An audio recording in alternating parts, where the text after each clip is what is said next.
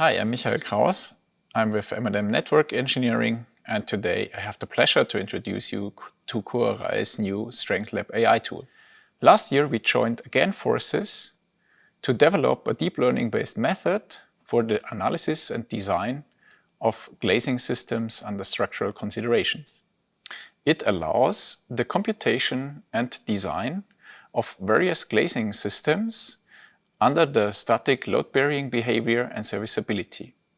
All scientific background on the dataset generation, the training of the AI model, and the reliability analysis can be found in an upcoming publication. The Strength Lab AI tool will allow the design and analysis of various glazing systems according to the German DIN 1808 standard, the European EN 16612 standard, and the American ASTM E 1300 standard.